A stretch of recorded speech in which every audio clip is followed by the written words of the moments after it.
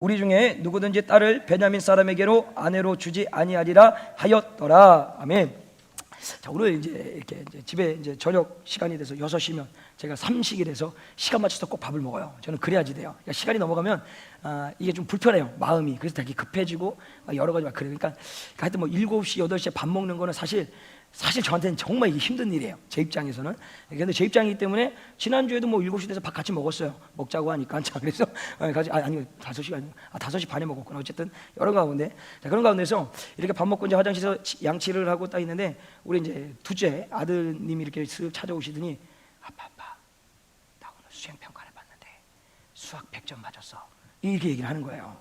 그럼 딱 그때 두 가지 반응을 나타낼 수가 있습니다. 와, 잘했다, 가문의 영광이다, 나는 그런 적 없는데 너가 최고다라고 할 수 있고, 또 하나는 그럼 국어는? 너 국어는 몇 점 받았니? 이렇게 이제 물어볼 수가 있다라는 거죠. 저는 전자일까요, 후자일까요? 전자입니다. 왜? 그렇게 배워왔기 때문에 아이고 잘했다, 훌륭하다, 막 이래줬어요. 자, 이게 뭘 제가 얘기하고 싶은 거냐면, 항상 우리는 그래요. 우리가 살아가는 삶에 있어서 보면 잘한 거가 사실을 계속 보여주고 격려해주고 박수 쳐줘야 되는데, 이상하게 안 좋은 게 자꾸만 눈에 들어오는 거예요.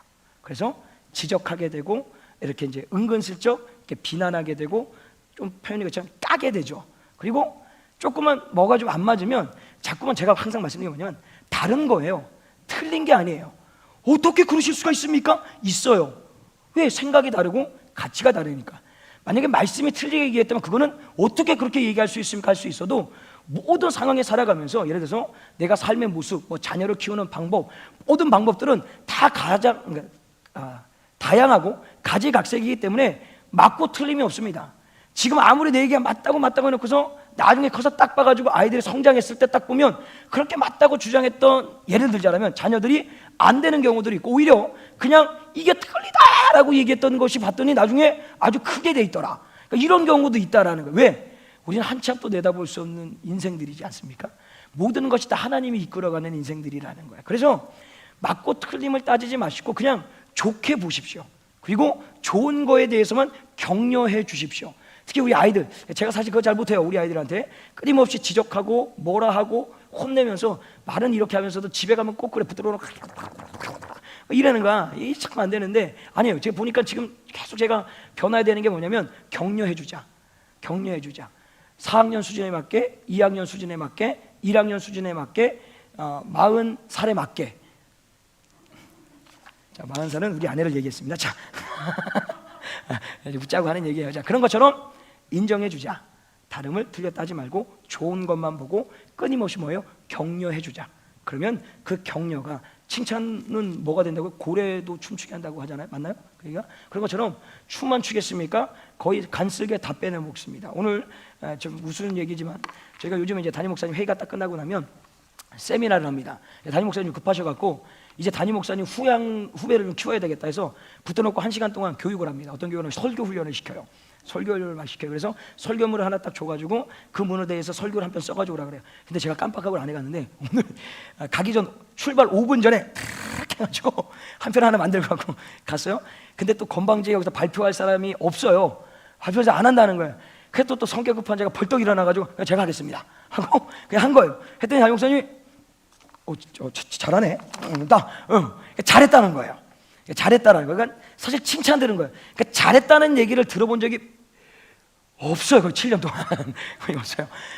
잘했어. 그러면서 내가 한 거를 얘기해 줄게. 이제 약간 좀 당황하신 것 같아요. 너무 이제 생각처럼 다가온 것 같아요. 그래서 그러고 났더니, 그 얘기를 듣고 났더니 오늘 저녁을 먹는데 소화가 그냥, 안 먹어도 배가 부르는 게 아니라 먹으니까 소화가 그냥 쭉쭉 되네요. 그냥 너무 잘 돼갖고, 여기 아까 찬양했는데 배가 너무 아프더라고. 소화가 빨리 돼가지고. 어쨌든 그런 것처럼 칭찬은 고래도 춤추게 하듯이 우리의 마음과 생각 안에 기쁨으로, 희락으로 채워주는 겁니다. 그래서 끊임없이 칭찬하시고 격려하시길 바랍니다. 자, 서론이 너무 길었습니다. 빨리 본론에 들어가서 정확하게 시간에 맞춰갖고 말씀을 맞추겠습니다. 오늘 사사기의 마지막 말씀인데요. 자, 20장, 오늘 새벽에 나오신 분들은 다 알겠지만 잠깐 서머리를 좀 해드리면, 20장에서는 어떤 일이 있었냐면, 이스라엘 11개 지파와 베냐민 한 지파가 전쟁을 벌입니다. 어떤 전쟁을 벌이냐면 3번에 걸쳐서 3차례 교전을 벌이는데요. 한 차례는 이스라엘이 이기고 2차례는 베냐민이 이깁니다. 근데 그 싸움이, 이스라엘 병력은 40만, 이쪽은 26,700명, 그러니까 병력 차이도 많이 났는데도 불구하고 베냐민 쪽에서 두 번의 승리를 거둡니다. 자, 첫 번째 전쟁을 했을 때 이스라엘이 패합니다. 11개 지파가. 왜 패하냐 봤더니 이거예요. 자기들이 전쟁을 하겠다라고 딱 결정해 놓고 하나님 앞에 누가 먼저 올라가야 됩니까? 라고 했더니 하나님이 그냥 야 유다 지파가 올라가라 라고 얘기를 하는 거지. 무슨 얘기냐면 허용해 준다라는 거죠. 그러니까 끊임없이 예를 들어서 아이들이 어떤 일을 관철시키고자 할 때 막 쪼르죠. 이거 해줘야 돼, 이거 해야 돼. 근데 안 돼, 안 돼, 할 수 없어, 하면 안 돼 라고 해도 끝까지 조르는 경우가 있어요. 그러면 야 한번 해봐라 라는 경우가 있어요. 그래서 한번 된통 당해봐야 다시는 그 짓 안 한단 말이죠. 그러니까 그렇게 하듯이 허용해 줘버립니다. 그래서 전쟁에서 져요. 그래서 돌아와가지고 막 울면서 하나님 어떻게 그러실 수 있습니까? 하면서 했더니 또 나가 싸우래요. 그래서 싸웠더니 또 져요. 그래서 또 들어와 져요. 그랬더니 이번에는 울고 금식하고 화목제와 번제를 쌓아가지고 하나님 앞에 치성을 쌓고 공덕을 쌓아서 내가 할 수 있는 모든 신앙의 열정을 다 쏟아냅니다. 그때 하나님이 이제는 가라, 내가 너희들에게 승리를 주겠다라고 하면서 정말로 베냐민을 다 몰살시킵니다. 26,100명을 다 죽이고 남은 있는 600명만 딱 남겨놓고 완전히 멸절을 시켜버리죠. 그래서 제가 이걸 적용하면서 그 말씀을 드렸어요. 이스라엘에게 승리를 줬다, 베냐민에게 승리를 줬다, 그게 아니라는 거예요. 이스라엘이 두 번째 패할 때는 하나님께서 자기의 소견에 옳은 대로 행하며, 다시 말하면 하나님을 인정하지 않고 하나님의 말씀대로 행하지 않는 이 11개 이스라엘 지파에 대한 하나님의 심판을 베냐민을 통하여서 이루어내신 것이고, 반면에 베냐민을 마지막에 치신 이유가 뭐냐면 이 베냐민 지파에서 어떤 일이 있었습니까? 불량배들이 레이 제사장과 동성애를 하려다가 그의 첩을 윤관에서 밤새도록 가지고 놀다가 버리는 그런 극악무도한 일을 했는데도 불구하고 그들을 감싸움으로 인하여서 전쟁에 나서버린 거죠. 그래서 하나님이 그에 대한 심판을 이스라엘을 통해서 이루어내신 겁니다. 그래서 이제 모든 세 번의 교전의 정리가 딱 끝나고 나서 오늘 1절 말씀에 들어와서 어떻게 되냐면 1절에 보니까 이스라엘 사람들이 미스바에서 맹세하여 이르기를 우리 중에 누구든지 딸을 베냐민 사람에게로 아내로 주지 아니하니라 하였더라. 자, 이게 무슨 얘기냐면, 자, 전쟁이 이제 막 마무리가 됐는데 아직 이 흥분이 가라앉지 않은 거예요. 왜냐하면 이 이스라엘 공동체 11개 지파가 두 번을 졌잖아요. 그래서 많은 사람들이 생명을 잃었습니다. 그래서 막 아직도 흥분되어 있는 거예요. 저 남아있는 600명을 다 쑥대밭을 만들고 죽여야 되는데 그거 못 죽인 것 때문에 너무 막 힘들고 괴로운 거예요. 그래서 이들이 딱 맹세를 하면, 어떤 맹세를 하냐면 이제부터 절대로 저 베냐민 지파하고 누구든지 600명이 다 남자니까 결혼하면 안 된다. 그럼 무슨 얘기냐면 그들의 아예 씨를 말려버리겠다라는 거예요. 이 땅에 아예 존재하지 못하고 한 지파를 다 멸절시켜버리겠다라고 맹세를 해버립니다. 근데 이 맹세를 할 때 5절 말씀에 눈을 돌려서 보게 되면 5절에 보니까요, 이스라엘 자손이 가로되 이스라엘 온 지파 중에 총회와 함께하여 여호와 앞에 올라오지 아니한 자가 누구뇨 하니 이는 그들이 크게 맹세하기를 미스바에 와서 여호와 앞에 이르지 아니한 자는 반드시 죽일 것이니 하였습니다. 자, 무슨 얘기냐? 이 맹세를 할 때 미스바 광장에 모여서 모든 지파야 다 모여라, 우리가 맹세하자. 만약에 이 자리에 나오지 않는 인생들, 이 그러니까 결혼하지 않겠다, 결혼시키지 않겠다라는 이 말에 동의하지 않는 그 지파들은 어떻게 합니까? 다 죽여버리겠다라고 맹세를 합니다. 근데 더 나아가서 어떤 맹세까지 가냐면 4절, 이게 약간 순서들이 막 바뀌어서 절이 좀 바뀌어 있어요. 4절에 보면 이튿날에 백성이 일찍이 일어나서 거기 한단을 쌓고 번제와 화목제를 드렸더라. 뭐예요? 하나님 앞에 결단을 하는 겁니다. 화목제를 드리고 번제를 드리면서 절대로 베냐민 지파와 혼인하지 않고 혼인을 이루는 그 지파에게는 죽음이 돌아갈 것이고 그 모든 베냐민 지파를 멸절시키겠다라고 다짐을 합니다. 자, 근데 이 번제와 화목제의 특징 중에 보면 번제는 하나님 앞에 헌신을 다짐하는 거예요. 내용 안에. 그러니까 저들을 멸절하기 위한 헌신을 다짐하는 거죠. 근데 이 화목제는 뭐냐면 서로 용납하는 시간인 거예요. 화해하고 품어주는 거예요. 근데 이들은 그 말씀 앞에서 오히려 형제를 배척하고 죽이고자 결단하고 있더라라는 것입니다. 그래서 시간이 좀 흘러가지고 이제 흥분이 이제 쭉 가라앉았어요. 그랬더니 오늘 2절 말씀 같이 한번 읽어볼까요? 2절 말씀 시작.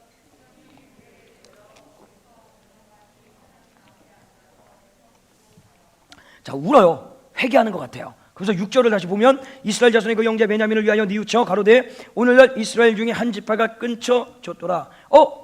흥분을 딱 가라앉히고 나니까 야, 그래도 우리 형제 지파인데, 그리고 우리가 이 가나안 땅을 정복할 때 함께 누렸던 그 형제들인데 우리가 너무 심했다.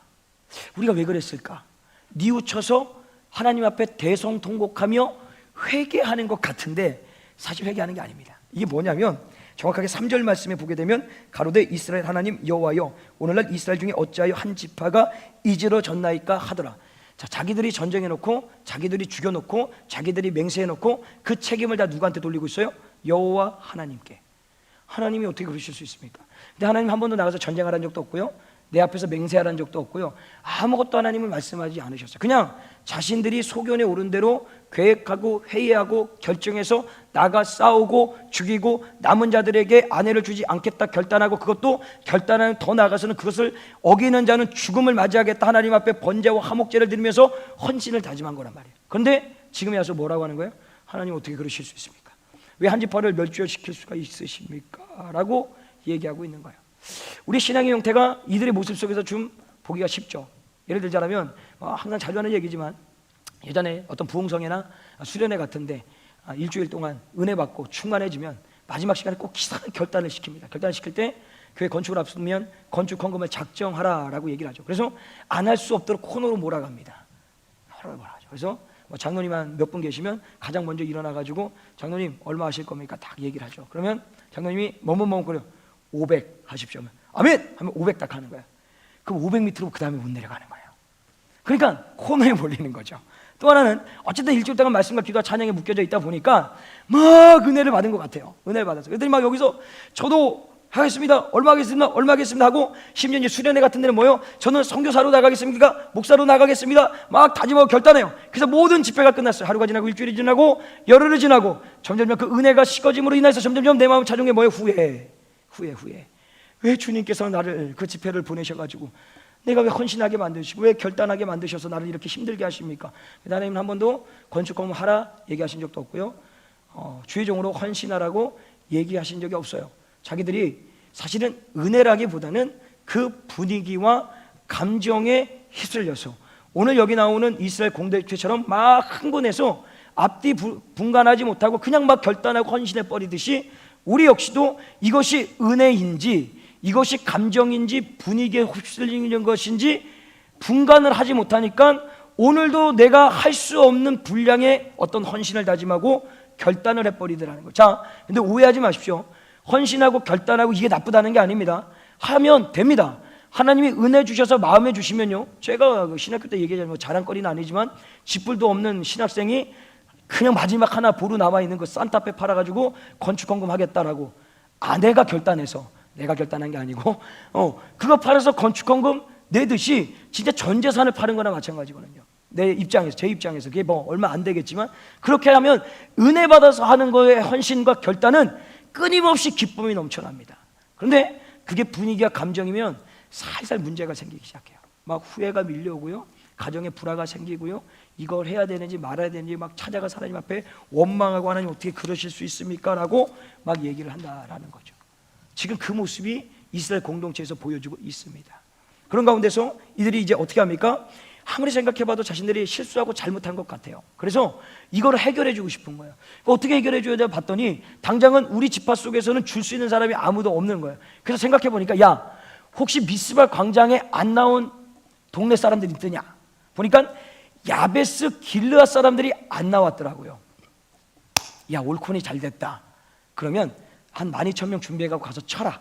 그 길르앗 사람들 안 나왔으니 우리가 맹세한 대로 다 죽여라. 남녀할 거 아예 없이 다 죽여라. 그런데 결혼하지 않은 여자는 살려두어라 라고 얘기를 합니다. 자, 이것은 뭐냐면 하나님께서 가나안 땅을 정복할 때 헤렘이라는 전쟁의 방식을 그들에게 주셨어요. 그게 뭐냐면 정말 그 땅에 존재하는 모든 것들을 하나도 남김없이 다 멸절하라는 것이 헤렘 전쟁입니다.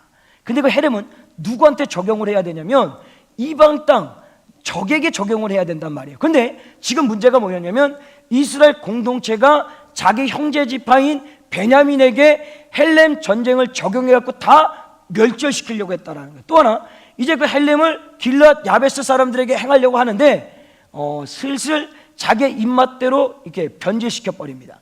다 멸절시키지 않고 자기들의 필요한 것을 남겨둡니다. 자, 대표적인 왕이 누구 있습니까? 사울 왕이죠. 아말렉과 전투에서 다 진멸하라고 했는데 남겨두죠.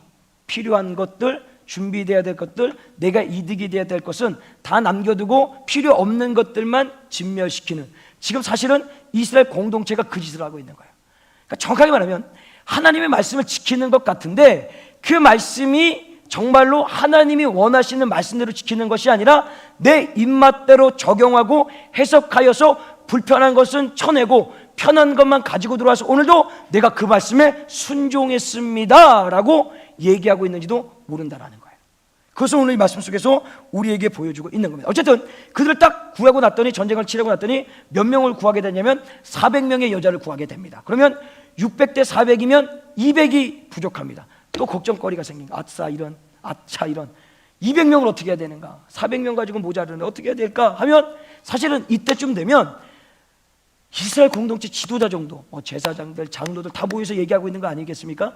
주님 앞에 엎드려서 하나님, 지금까지 우리가 온 모든 가정들이 실수였고 잘못됐습니다, 회개하고 도와주십시오라고 엎드릴 만도 한데, 역시 또 모여가지고 자기들의 소견에 오른 대로 의견을 내보십시오, 좋은 의견 내보십시오 하다가 딱 나온 얘기가 뭐냐면, 저쪽에 가보면 무슨 일이 있냐면, 절기 때가 되면 여자들이 막 몰려와가지고 거기서 춤을 추고 하나님 옆에 영광 올려드리는 일이 있습니다. 그것이 뭐냐면, 몇 절에 보게 되냐면요, 죄송합니다, 제가 이 말씀을 몇 절인지 몰라서, 하여튼 21절에 보게 되면, 보다가 그러니까 실로에 나와서 여자들이 절기를 지키면서 하나님 앞에 찬양하고 경배합니다. 그때 뭐라고 하냐면, 이 베냐민 자손들에게 20절에 보면, 베냐민 자손에게 명하여 가로되 가서 포도원에 숨어 보다가 실로의 여자들이 무도하러 나오거든 너희는 포도원에서 나와 실로의 딸 중에서 각각 그 아내를 붙들어 가지고 베냐민 땅으로 돌아가라 라고 얘기를 합니다. 정확히 말하면 뭐 하라는 겁니까? 납치, 인신매매하라는 거예요.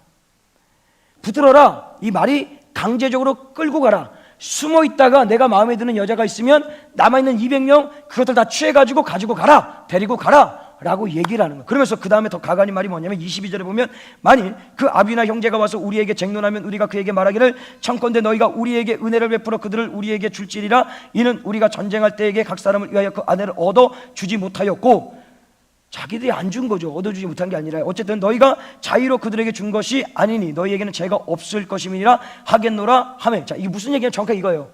만약에 그 일로 인하여서 그 집에 아비나 형제가 가서 너희들한테 뭐라 그런다면, 걱정하지 마라, 우리가 누구냐, 힘을 가지고 있는 권력자들 아니냐, 집어 눌러줄 테니까 걱정하지 말고 가서 데리고 취해라, 우리가 다 커버해 주겠다 라고 얘기를 해주는 거예요. 이게 그러니까 이게 사실 지금 우리나라의 사회를 지금 보는 거예요. 그러니까 어떤 목적을 이루기 위해서는 과정, 이렇게 불법적인 행위 무시되는 거예요. 도덕윤리 필요 없어요. 그냥 목적만 달성하면 되는 거예요. 내가 돈을 벌기 위해서 땀을 흘려 버는 것이 아니라 편법과 불법을 저질러서 돈을 쌓고 그 돈을 지키기 위하여서 힘 있는 사람들에게 뇌물을 주고 돈을 매기고, 그 돈을 받은 사람들은 또 그것을 지키기 위하여서 그것에 대해서 덤비거나 항변하거나 뭐라면 언론, 법적, 정치 모든 것들을 다 아울러갖고 눌러버리는 거예요, 힘으로.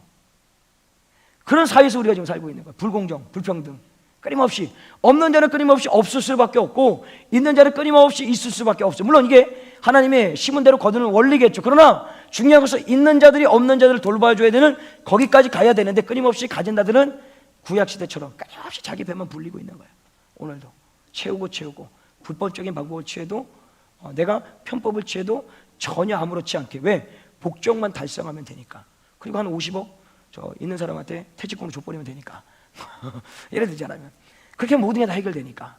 근데 50억이 난 도대체 그게 어떤 돈이, 난 500만 원도 막, 이 50만 원도 이런데 50억, 이 감이 안 오니까 그게 어떻게 된 거지? 이게 막 감을 가면, 예를 들자면 그러니까 여러 가지 그런 사회 모습을 이 말씀 속에서 보여줘요. 그러면서 이 사사기의 마지막에 뭐라고 끝납니까? 25절에 우리 같이 한번 읽어볼까요? 25절 시작.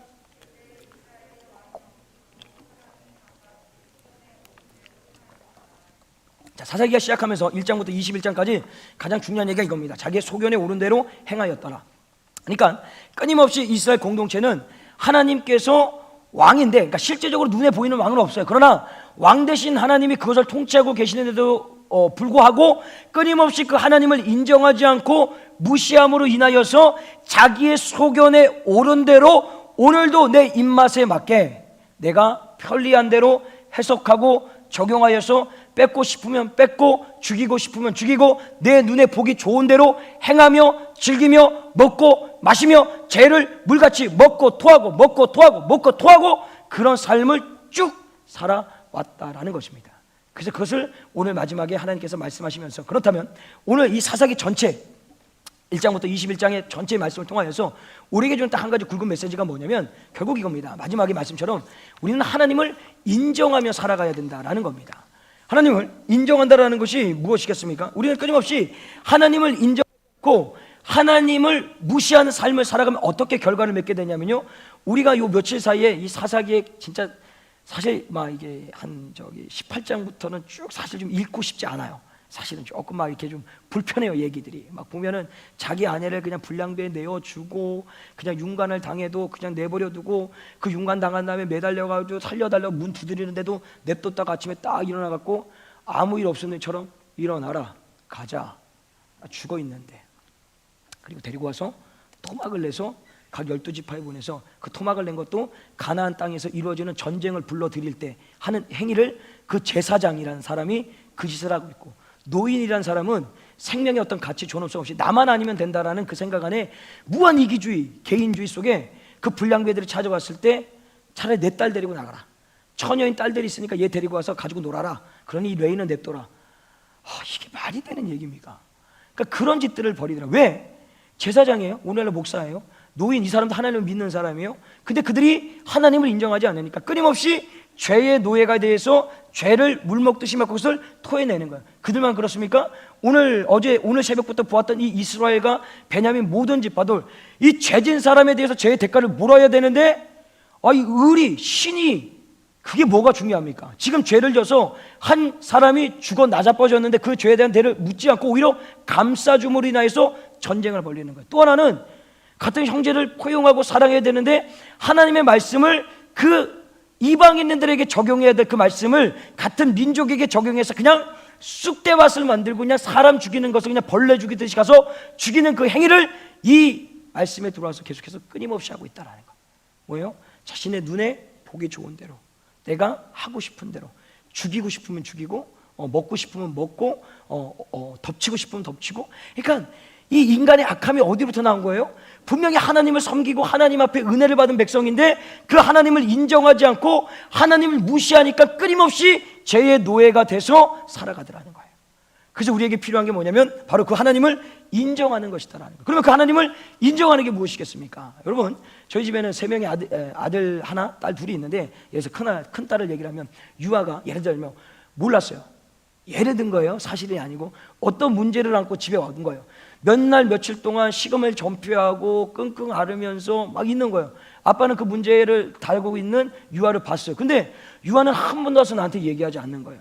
근데 아빠가 찾아가서 유아한테 그랬어요. 유아야, 너 정말 대단하다. 너의 인생의 문제를 끌어안고 그렇게 끙끙 앓을 수 있다는 거, 너 이제 다 컸구나. 그래, 끝까지 한번 해결해봐라 라고 얘기하겠습니까? 아니면 너 어떻게 그럴 수 있니? 야, 그래도 내가 네 아빠 아니냐? 아빠한테 얘기를 하면 아빠 해결해 줄 수 있지 않겠냐? 왜 아빠한테 얘기하지 않니? 아빠가 우습니? 아빠를 무시하는 거니? 아빠가 아빠처럼 느껴지지 않니? 이렇게 얘기할까요? 후자겠죠, 후자. 전자가 아니라. 똑같은 겁니다. 하나님도 마찬가지예요. 하나님 인정한다는 것은 우리 하나님 인정합니다. 하나님 맞아요. 살아계십니다. 이게 아니라 정말 우리가 하나님을 인정하는 것이 뭐냐? 여러분의 인생에 어떤 문제를 만나든 어떤 일이 있든지 간에 끊임없이 하나님 앞에 무릎 꿇고 기도하는 인생이 바로 하나님을 인정하는 거예요. 왜? 하나님이 아니면 오늘 하루도 살아갈 수 없는 인생이라는 것을 내가 알고 있기 때문에 그 하나님의 은혜가 필요합니다 라고 하기 때문에 주님 앞에 무릎 꿇고 기도해야 되는 거예요. 또 하나, 하나님 인정하는 거예요. 그러면 그 하나님의 뜻과 마음을 알아야 된다. 그럼 그 마음과 뜻을 알면 어떻게 해야 돼요? 말씀을 봐야 되는 거예요. 끊임없이 말씀을 보고 읽어보려 인해서 그 말씀 속에서 하나님이 나에게 뭘 말씀하시고 하나님의 뜻이 무엇인지, 그러므로 해서 그 뜻에 순종할 수 있는 인생으로 나아가야 된다는 거예요. 그게 바로 하나님을 인정한다라는 겁니다.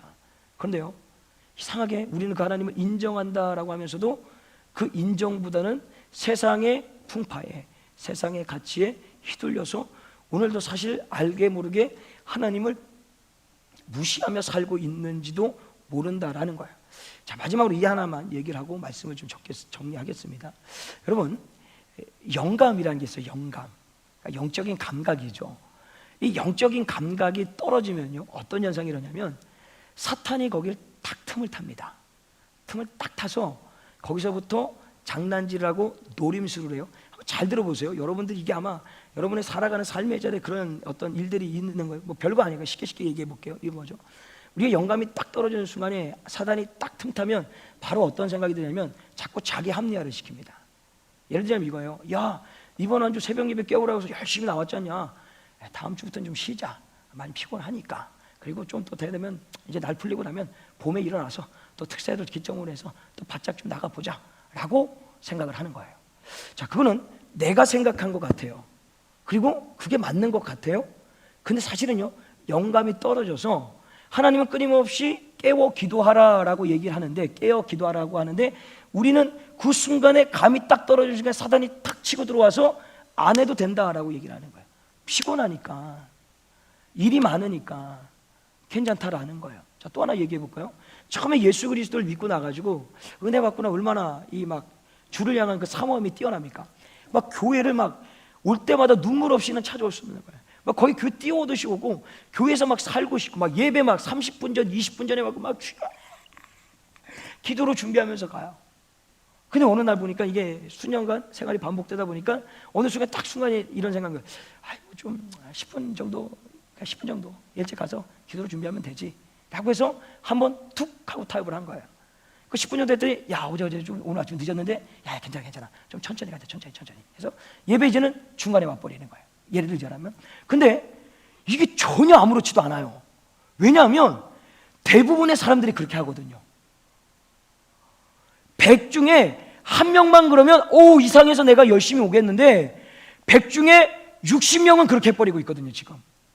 근데 감이 딱 떨어지니까 그게 사단이 노려갖고 우리의 영적인 삶을 무너뜨리고 있다라는 그걸 모르는 거예요. 그러면서 우리는 하나님을 인정한다라고 아니에요.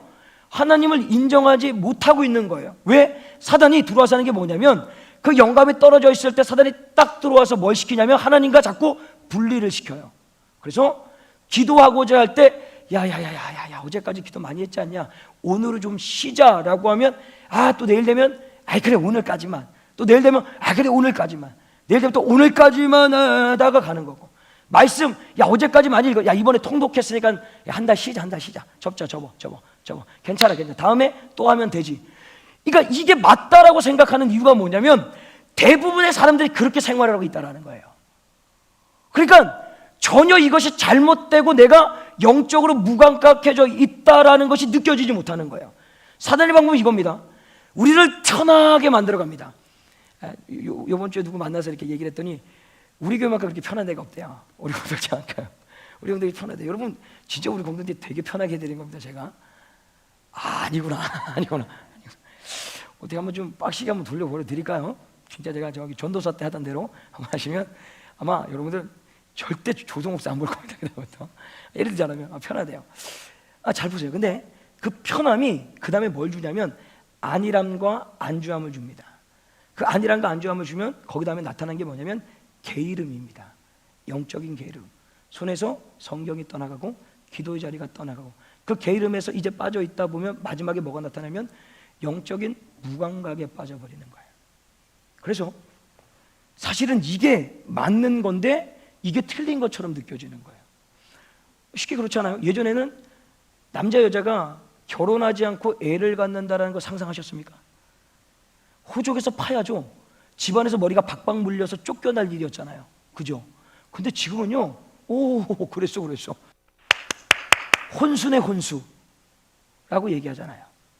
맞잖아요. 왜 아닌 것처럼 그렇게 부인하세요? 아닌 것처럼 시집이 뚝 떼고 계세요? 저만 그렇게 생각한 거예요? 정말 이상한 분들이야. 나만 이상한 사람 만들고 참. 이제는 좀 더 나아가면 우리 요즘 동성애 때문에 많이 문제 있지 않습니까? 동성애 지금 어떻게 그럴 수 있습니다.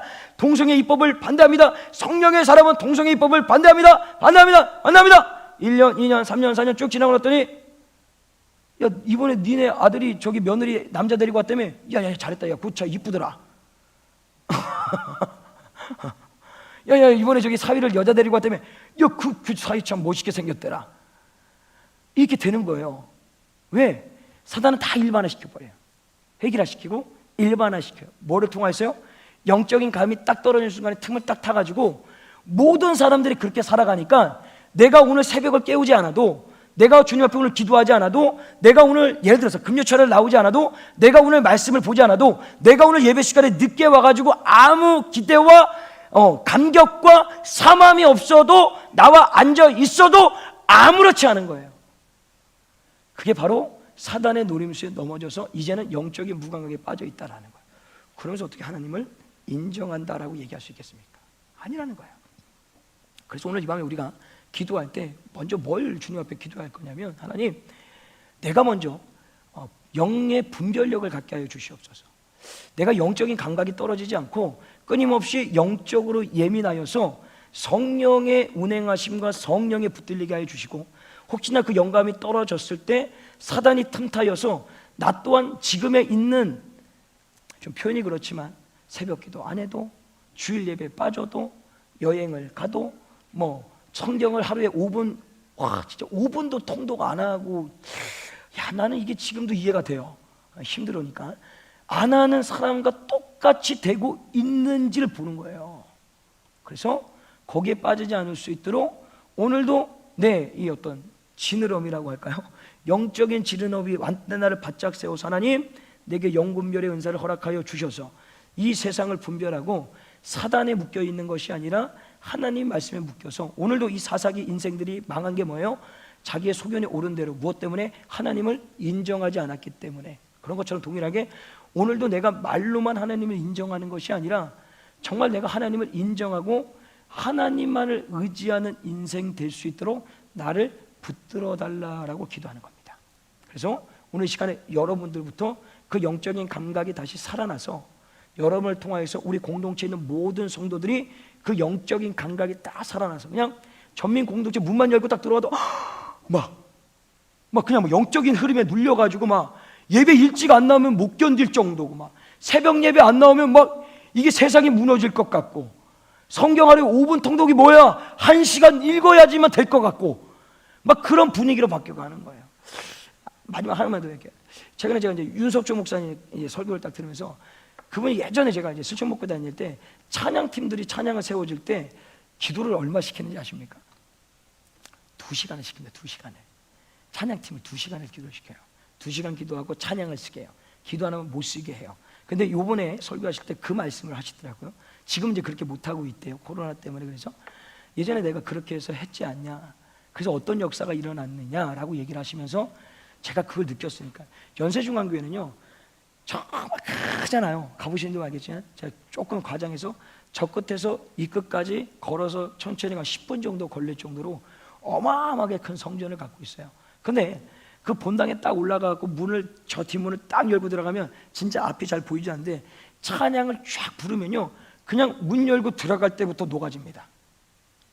그냥 앉아있으면 그냥 앉아서 그냥 눈물이 나요. 미친 듯이 기도가 되고 미친 듯이 찬양이 돼요. 그게 왜 그랬냐라고 하면서 기도했다라는 거예요. 기도했다라는 거. 그러니까 모든 출발은 어디로부터 가야 되냐? 기도로부터 가는 거예요. 그러니까 영적인 감각도 회복하고 분별의 영도 갖고 여러분이 기도도 회복하고 찬양도 회복하고 모든 영적인 삶을 회복하기 위한 출발은 어디로부터 가야 되냐? 기도로부터 가는 거예요. 그래서 오늘 이 밤에 기도하는 거예요. 주여, 내게 영분별의 은사를 주시옵소서. 하나님을 인정하게 하시고 마귀가 틈탈 때 그 마귀의 괴계를 분별해내서 세상 사람, 믿음의 사람들, 그냥 마당만 받고 신앙생활하는 그 인생들과 동일하게 살지 않게 하여 주시고 오히려 내가 그들에게 본이 되어서 그들 역시도 영적인 민감함의 사람으로 변화될 수 있도록 역사해 달라라고 기도해야 된다라는 것입니다. 오늘도 이 말씀을 기억하시고 그렇게 하나님 앞에 우리 찬양하고 함께 기도하도록 하겠습니다.